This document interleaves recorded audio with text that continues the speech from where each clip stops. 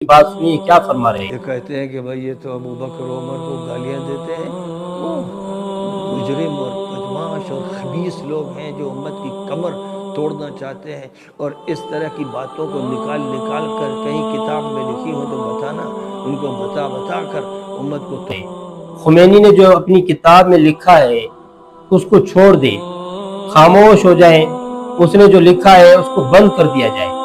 تو اس نے وہ کفر لکھا کیوں؟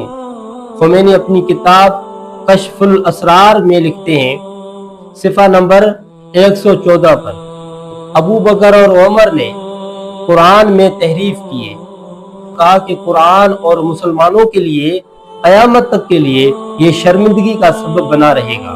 یعنی جو قرآن مجید میں تحریف ہوئی ہے تو قرآن بھی شرمندہ ہے اور مسلمان بھی شرمندہ ہے جو اس میں تحریف ہوئی۔ اور صفحہ نمبر 107 پر کہتے ہیں کہ میں سے خدا کی عبادت ہی نہیں کرتا جس نے عثمان اور امیر معاویہ کو حکومت دی ہو۔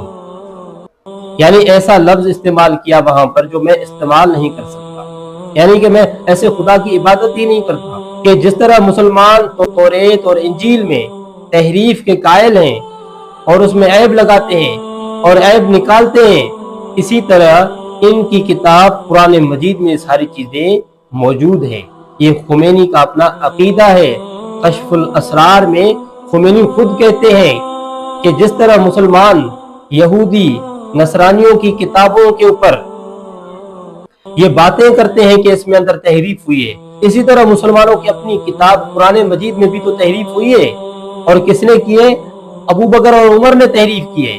خمینی کے اس طرح فاسد عقائد اور نظریات کو چھپایا جائے، اور جو اس کو ماننے والے ہیں، جو اس کتاب کو صحیح سمجھتے ہیں، کیا ہم اس کو مسلمان مان سکتے ہیں؟ کیا ہم کہہ سکتے ہیں کہ یہ دین کا کام کرنے والے ہیں، یہ دین کے لیے لڑنے والے ہیں، یہ دین کے لیے سب کچھ کرنے والے ہیں؟ ہو ہی نہیں سکتا۔